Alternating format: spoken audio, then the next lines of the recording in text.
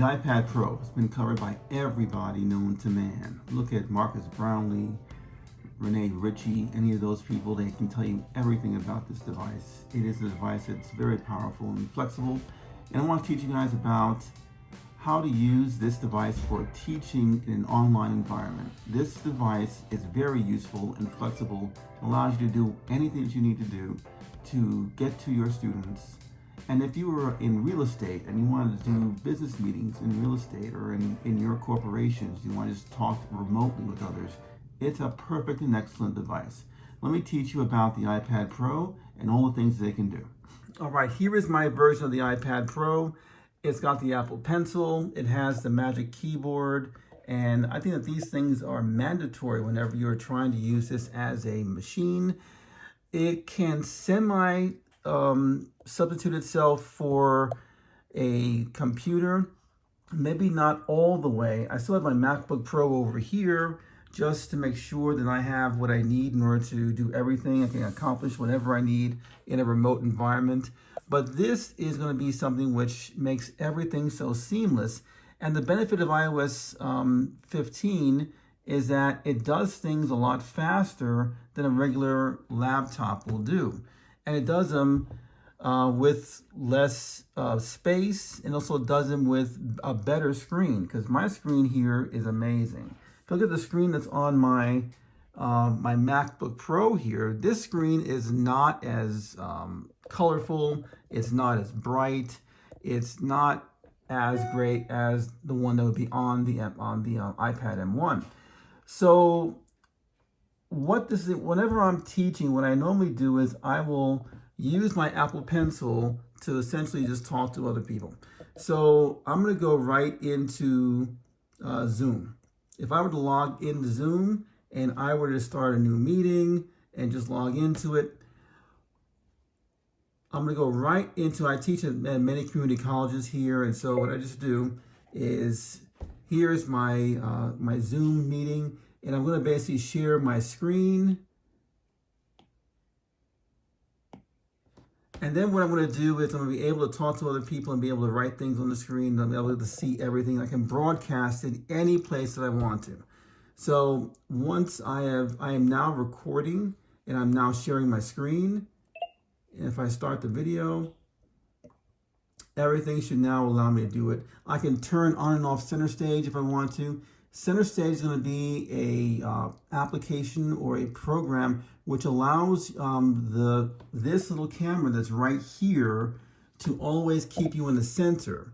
So it's actually going to be nice to keep your face focused on whatever it is that you're doing. So if I wanted to go and write things for other people, I will go right into an app called Notability. And I'm actually broadcasting this over Zoom. So I'm gonna go right into Notability, and look at this. I can actually draw chemistry symbols directly onto my screen, and I can go right to my classroom. So if I wanted to just talk about carbon is got 12 atomic mass units, and it's got 6 protons and so forth, I can write all this on the screen. If I wanted to like make up a problem in something that in chemistry called dimensional analysis, I would just basically be able to write directly onto the screen and show students how to solve the problem.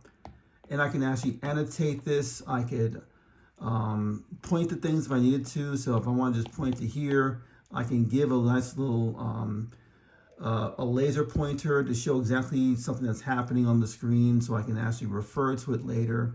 I can do so many things that are in Notability, because Notability is a great way of writing on PDFs.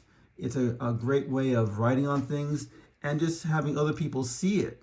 And so this helped me so much during the pandemic that I'm able to teach multiple classes solely on Notability. So I'm able to basically go right under here and I can solve chemical problems that are right here on my screen. I can basically say, rule of 7 elements in the periodic table always diatomic when by themselves. And the students are on their screens copying this stuff down, or they're watching a video of me doing all of this stuff. So now they're able to solve the problems that I'm basically calculating for them right there. And it's a wonderful teaching tool, and it's great. So teaching definitely a check for this thing. If I wanted to just sign documents with it, iOS makes things a lot easier than a laptop does, because a laptop, you have to do several different commands, you have to do several different things on it.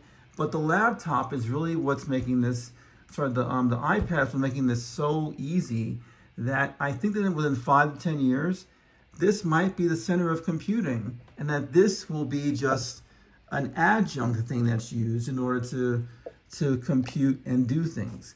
Now, it's not as great as if I was doing Final Cut Pro, or if I was doing something like that, the laptop would be much more useful than if I were to have my iPad, which doesn't even have Final Cut Pro yet. It might have it at some point in the future.